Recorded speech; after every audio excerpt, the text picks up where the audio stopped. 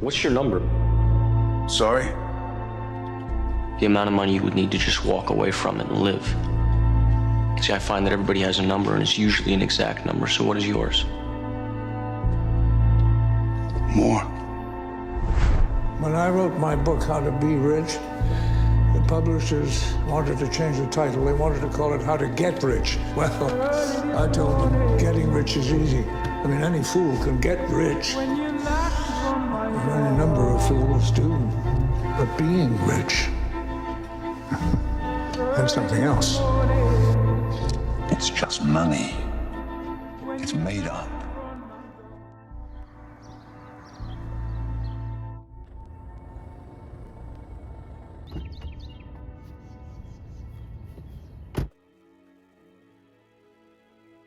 What's up, boys? Today is the first day in a new city.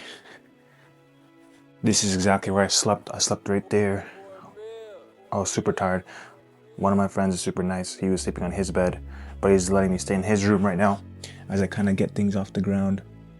So, there are two things I wanted to explain really quick, or you guys just go over.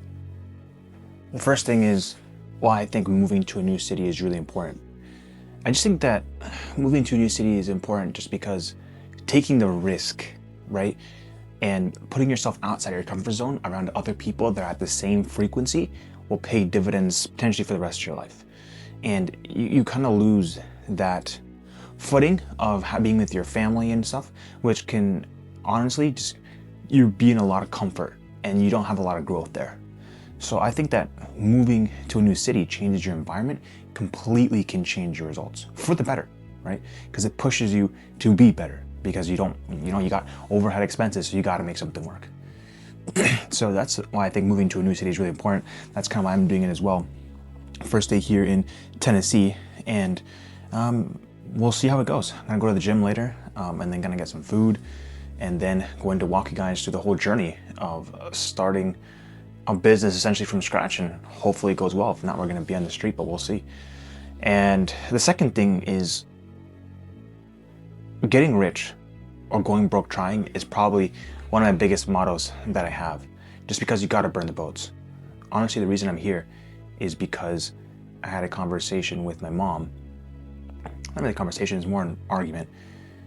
And I just got super tired of being mediocre. I came to a point where I was like, I'm not growing, I have a goal I want to pursue, this is kind of what I'm choosing.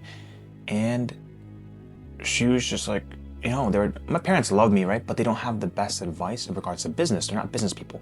I don't think you should take advice from people that don't have what you want, right? Like I would definitely take marriage advice from them. They have a good marriage that they had for like 30 years, but I would never take any business advice, if that makes any sense.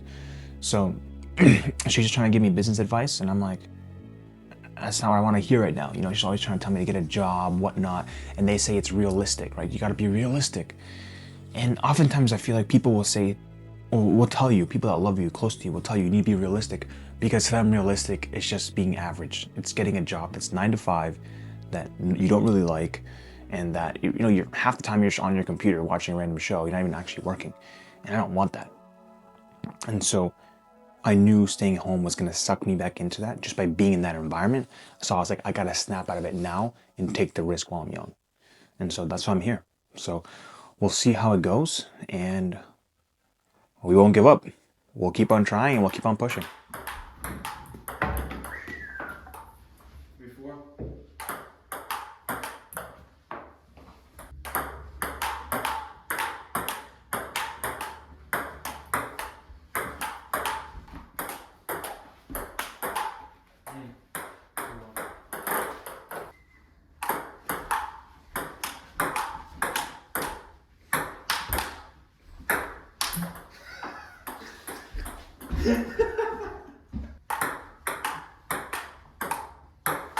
Oh, great B-roll.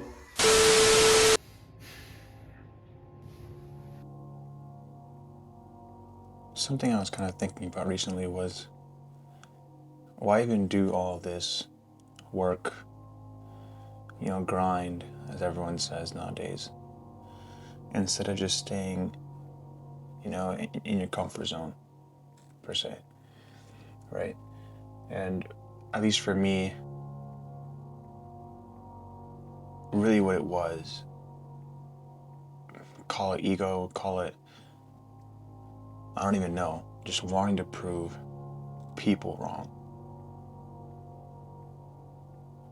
Wanting to prove people that doubted me wrong, I think was the biggest reason that it pushed me to really full send entrepreneurship and risk it all and put it all on the line.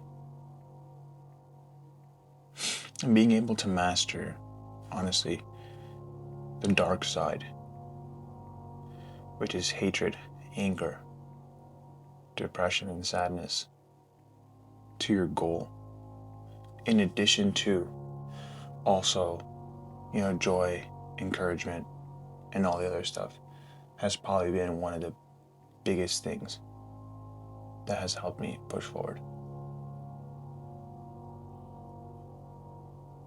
Because sometimes it just gets so hard, you have to use any ounce of motivation you have and get it from anywhere. And I've seen people, even people in my age, right, early 20s, that have reached a good amount of success, to most people would say, and other people who haven't gotten much of anything. And I've noticed that they've done three things in common. The first thing is that the person that's successful doesn't care. They don't care what you think. They don't care what your opinion is of them. They just don't care about you. They don't have time for that. Like, I have friends that have a big social media audience that are making a bunch of money online. I have friends that are music artists. I have friends that are, successful in different fields to a certain extent, right? Like, they're definitely still going up, but they're already to a certain extent successful. And when they were first starting, they looked retarded as heck and cringy as mess. And that's kind of what I feel like doing this stuff, to be honest. I feel like it's kind of cringy, but a lot of it I do just to kind of motivate myself and keep myself accountable. Because it comes to a point where you just can't care. Like, what do you care more about? What somebody else thinks about you, or what you think about yourself? And that's when I started researching more about this stuff, and I found about a phenomenon called the spotlight effect. And this is what separates winners from losers. The spotlight effect, what it means is that oftentimes we think about ourselves so much, and we think everyone else is also thinking about us as well. And so essentially what happens is we don't want to take risks and we don't want to fail because we're like, oh, what's this guy going to think about me? Oh, what's this guy going to think? Oh, what's this girl going to think about me, right? And we don't do anything. Posting content, starting a business, taking the risk, doing anything that you actually want to do deep down inside. Because probably one of my favorite quotes is the one by Steve Jobs, which basically goes along the lines of, don't let the noise of others' opinions drown out your own inner voice. And most important, have the courage to follow your heart and intuition. They somehow already know what you truly want to become. Everything else is secondary. And once I kind of understood that, like, dude, in my 20s, as that quote goes, like, you really care a lot about what other people think about you. When you're 30s, you don't realize that no one really cared. Like, when you're 40, 50, like, all those people that you thought cared were dead. So it didn't matter. So I'm butchering it a lot, but it's something along those lines. And that's kind of what comes to my mind, to be honest. It's like, no one cares. Even in the book Psychology of Money, you can see it. It's like, whenever we think to buy a nice fancy car, we think to buy a car that everyone will think was so cool. But really how it works is, in psychology, right in the brain, is people are thinking about themselves in that car, how to make them feel. They don't care about the person in the car. That's like the funny thing about it. And so that's the first thing that I've seen out of the three things, which is understanding that no one cares at all about you, right? And no one's coming to help you. No one's going to give you a handout. It's just you for yourself. So might as well just full send the dream that you have. And the second thing is setting goals, right? Everyone has to set goals. But ultimately, when you set a goal, the mistake that I've made before is telling people about those goals. Never, ever, ever tell others about your goals. if you tell people your goals, right? Like in general, like random people, there's two different sides of science on this side of things, right? Because I actually look into the psychology a lot. I believe the brain, the mindset, right, is what makes you truly successful. But one side of the scientific literature says it's good to have accountability and it's good to tell your goal to some people, right?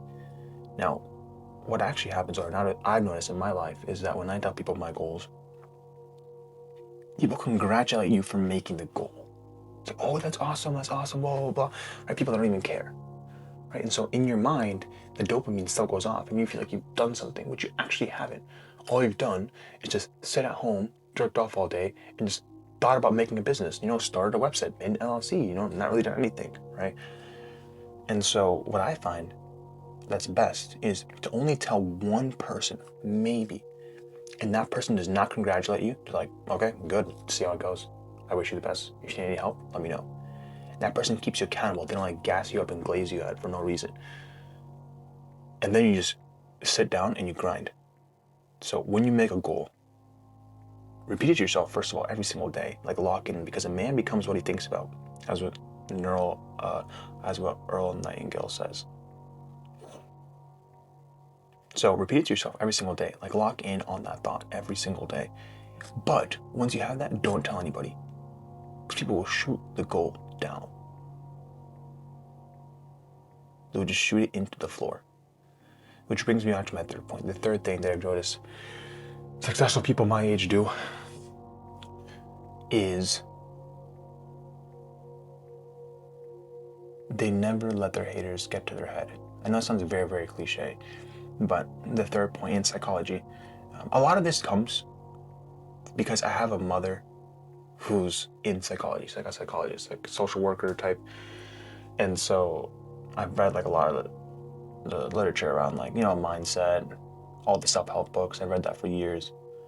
But the third thing is the psychology of projection.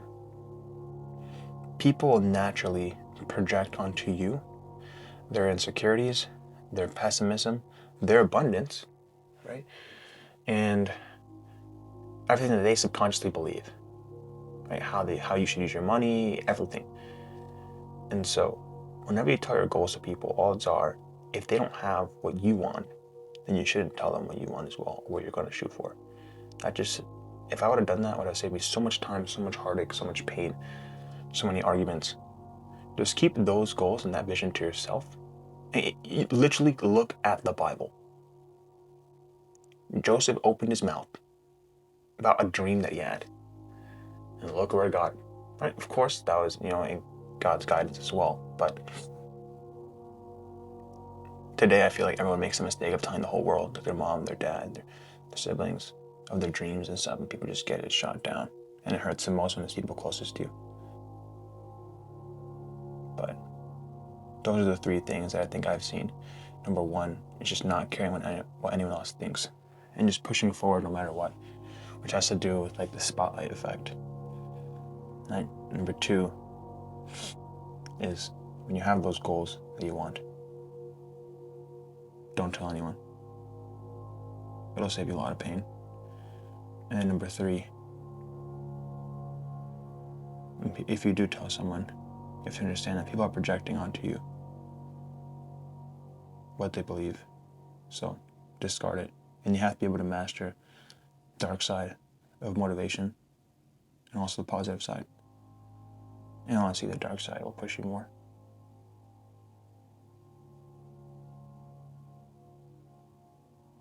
So it's not easy, man. You gotta keep on going, though.